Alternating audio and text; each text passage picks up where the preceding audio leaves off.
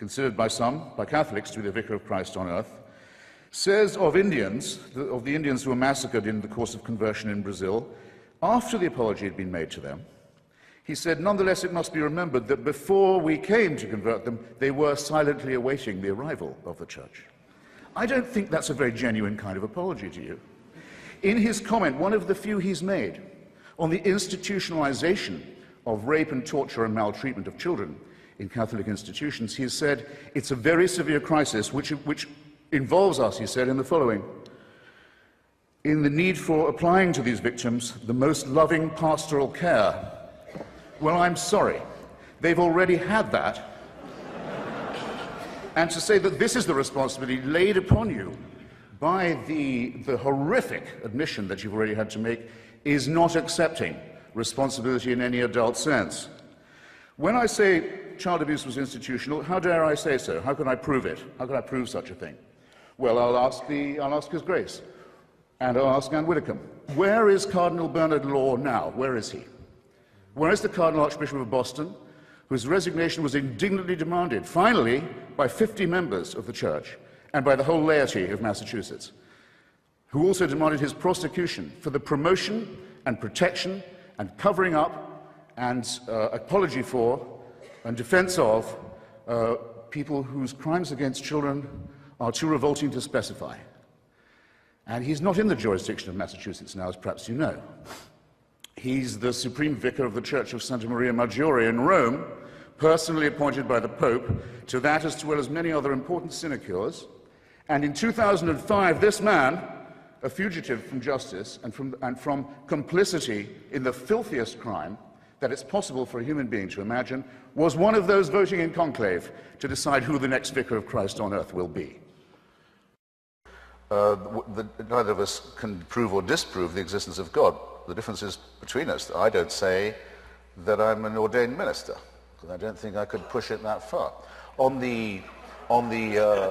Since you're evidently an agnostic, which is a confession that I'm very welcome to have not extracted from you, but heard you make. Now, here's the question. You say these texts are misused. I say that they are not. The Old Testament says, or does not say, that Abraham was doing a noble thing by offering to sacrifice a son to prove himself loyal to God or to the voices he was hearing in his head. It says there was a noble thing for him to do. He was rewarded for it by a great posterity and a great long life. Offering to murder his son because of hearing voices in his head. This is not moral teaching to me. Is it not the case that the Old Testament says that the Amalekites must all be destroyed down to the last child, every one among them, leave not one? Yes, it does say that. The Bishop of Llandaff, in an argument with Thomas Paine, once said, well, when it says keep the women, as Paine had pointed out, he said, I'm sure God didn't mean just to keep them for immoral purposes. But what does the Bishop of Llandaff know about that? It says kill all the men, kill all the children, and keep the virgins. I think I know what they had in mind. I don't think it's moral teaching. The same euphemism comes in the term some Christians that is used in all the apologies about the Crusades, the Inquisitions, the anti-Semitic pogroms, and all the rest of it. It says some Christians fell into error. Some Christians allowed themselves to be deceived in this way and to act against the gospel. Well, anti-Semitism was preached as an official doctrine of the Church until 1964. Do you think that might have something to do with public opinion in Austria and Bavaria and Poland and Lithuania? That the Jewish people were accused collectively as a people of deicide, of the crime of the murder of God in the figure of Jesus of Nazareth.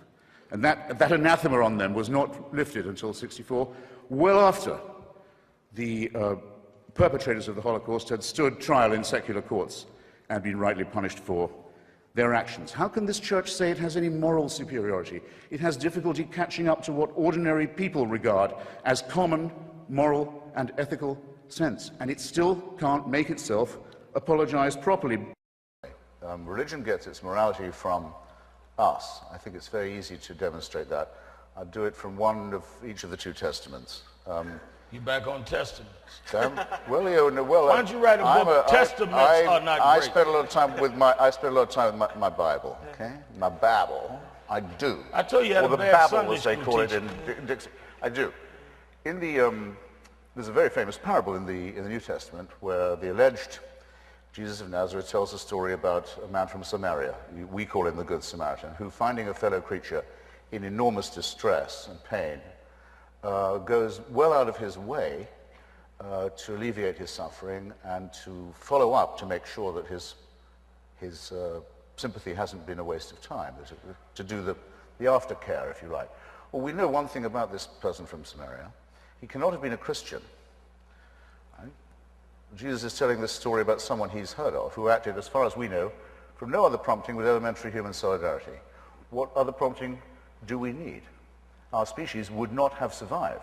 We wouldn't be met here if we didn't have, as well as many selfish instincts, the need, and often for our own sake, to be of use to others, to combine with them, to take an interest in them, to care for them, and to worry when they're in pain. No supernatural authority, as with the civil rights movement, is required for this. Morality comes from us. Religion claims to have invented it on our behalf. Then, okay, another example from the Older Testament.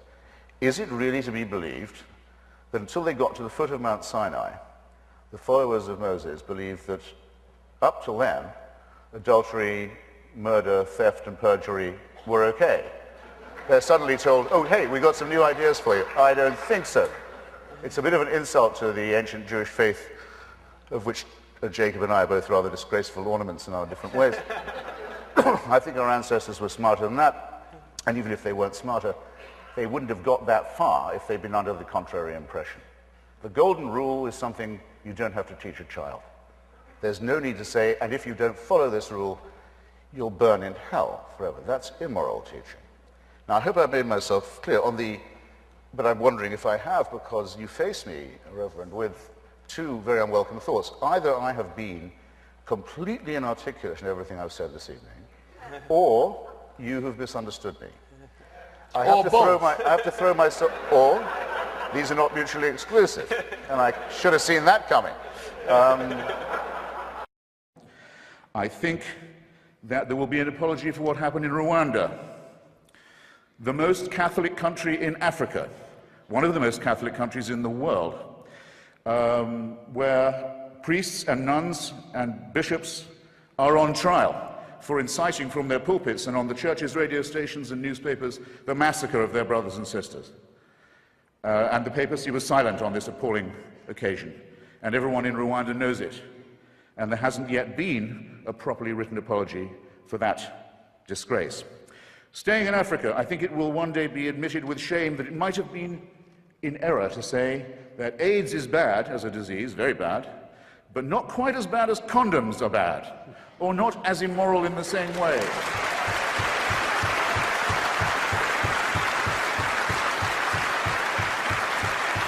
I say it in the presence of His grace, and I say it to His face.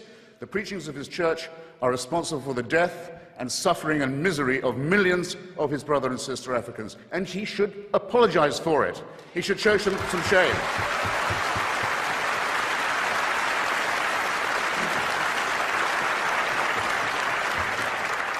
Fourth, for condemning my friend Stephen Fry for his nature, for saying you couldn't be a member of our church. You're born in sin.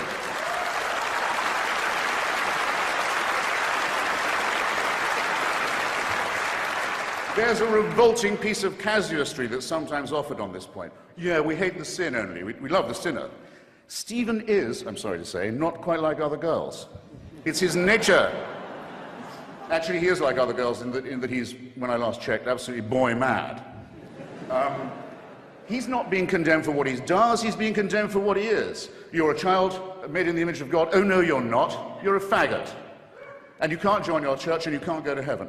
This is disgraceful. It's inhuman. It's obscene. And it comes from a clutch of hysterical, sinister virgins who've already betrayed their charge in the children of their own church. For shame. For shame.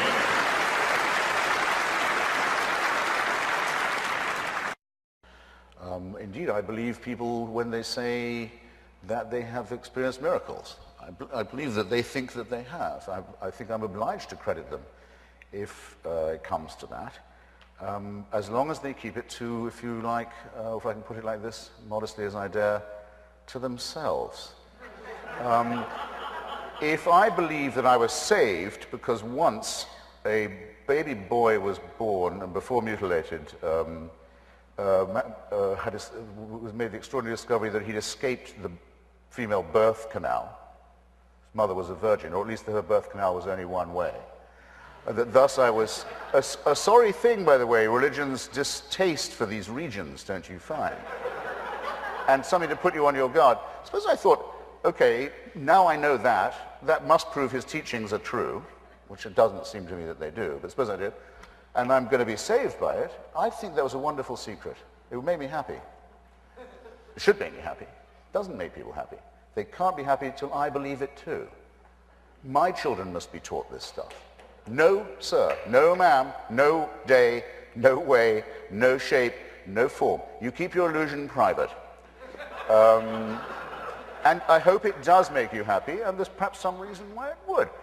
But we're told the Pope's authority to say you can't have a condom comes from his ability to certify a miracle, a disturbance in the natural order. I think it was David Hume who put it slightly vulgarly. This was again about the virgin birth, I think. Which is more likely, that the whole natural order is suspended, or that a Jewish minx should tell a lie?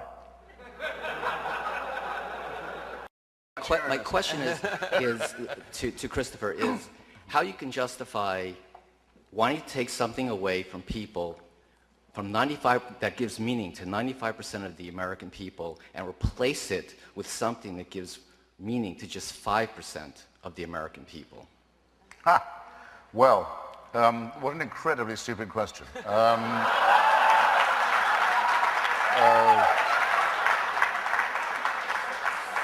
First, I've said repeatedly that this stuff cannot be taken away from people. It is their favorite toy, and it will remain so, as Freud said in The Future of an Illusion, it will remain that way as long as we're afraid of death and have no problem, which is, I think, likely to be quite a long time. Second, I hope I've made it clear that I'm perfectly happy for people to have these toys and to play with them at home and hug them to themselves and so on and share them with other people who come around and play with the toys. So that's absolutely fine. They are not to make me play with these toys. Okay? I will not play with the toys. Don't bring the toys to my house. Don't say my children must play with these toys. Don't say my toys might be a condom. Here we go again. Are not allowed by their toys. I'm not going to have any of that. Enough with clerical and religious bullying and intimidation. Is that finally clear? Have I got that across? Thank you. Next, quick question. Yes, Mr. Sharp. Against the motion, Christopher Hitchens. Those who ask confessions from other people should be willing to make oneself. I am obsessed with sex. Ever since I discovered that my God-given male member was going to give me no peace, I decided to give it no rest in return. Seems fair to me. Now, two people asked me to be very quick and do world poverty and the Holocaust, and I'll do that. There is only one cure for world poverty that's ever been found or ever will be, and it's very simple. And it can be phrased very simply too. It's called the empowerment of women. Go to Bangladesh or Bolivia. I have to ask you to hold your applause, though I love you. Go to Bangladesh or Bolivia, give women control over their reproductive cycle, throw in a handful of corn if you can, make them not just the beasts of burden and the beasts of childbearing that they become, and the floor will rise, it just will. It never fails anywhere. Against this one solution, the Catholic Church has set its face. The efforts of the missionary church in the Third World mean more people die, not less. It's as simple as that. More famine, more disease, more ignorance, more random and avoidable death. To the Holocaust, sir. That the church preached that the Jewish people were collectively responsible for the death of Christ until 1964, till nearly 20 years after the Nuremberg trials, may or may not have something to do with the availability of a reservoir of anti-Jewish hatred in countries like Poland, Spain, Italy, Germany, Austria, and elsewhere. I think it does have something to do with it, okay? The Ten Commandments, 3 of them are awe-inspiring. They're about being afraid of a totalitarian figure. 3 of them are ordinary morality. We know of no code of ethics ever found, and the Archbishop bears me out on this, that recommends murder, theft, or perjury. Putting adultery on the same level as that may not be morally advisable.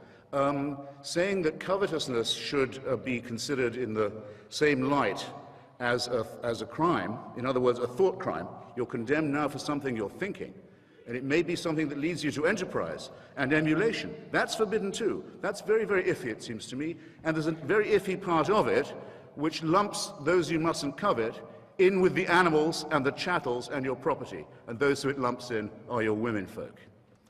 And do you seriously expect to be taken seriously if you say that that commandment that does reduce women to beasts of burden and childbearers and chattel has nothing to do with the appalling position of women, not just in poorer societies, but in ours as well? Again, for shame if you can feel it.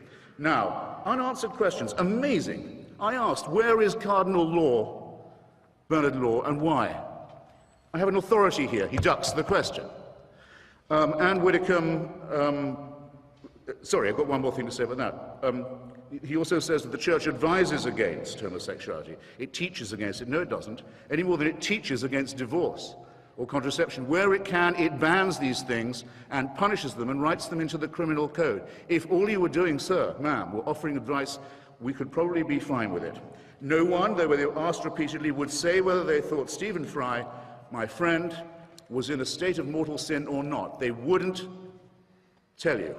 Something about the question brought out their inner coward. Well, I say that homosexuality is not just a form of sex, it's a form of love, and it deserves our respect for that reason. That when my children were young, I'd have been proud to have Stephen as their babysitter, and I'd told them they were lucky. And if anyone came to my door as a babysitter wearing holy orders, I'd call first a cab and then the police.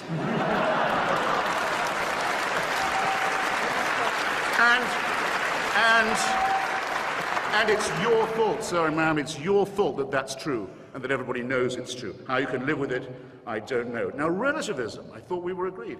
But Anne Widdecombe says slavery has to be considered in context. What's more relative than that? There were people at the time, Thomas Paine, Benjamin Franklin, there were innumerable humanists and secularists who said slavery is evil. The Church wouldn't agree. Now, which is it then? Is it that the Church is wrong, or, even more suggestive, that God has not yet revealed that it's wrong to them? Or did God support it all those years and then change his mind? From a beginning point of absurdity, you arrive at a terminal point of absolute moral chaos. And I think you've at least done us the favor of making that plain this evening. God, in short, God did not make man in his own image. It is precisely to the contrary. Mammals and primates made many gods and many churches in their own rival images. And that would explain, if these churches and faiths were invented by primates who are only half a chromosome away from a chimpanzee, which happens to be the case, it would explain a lot, would it not? I can't offer you absolution. Not in my power to do it. Stephen can't offer you absolution. First of all, we believe, we more or less know, there's no such thing. But if you confess your sins specifically, if you name them and don't just make them general, if you do so truly repenting of them, without any purpose of evasion, and if you make a firm purpose of amendment, you might be able still, while there's time, to live with your consciences. I wish you all the luck in the world in pursuing that course of action. Thank you. Thank you.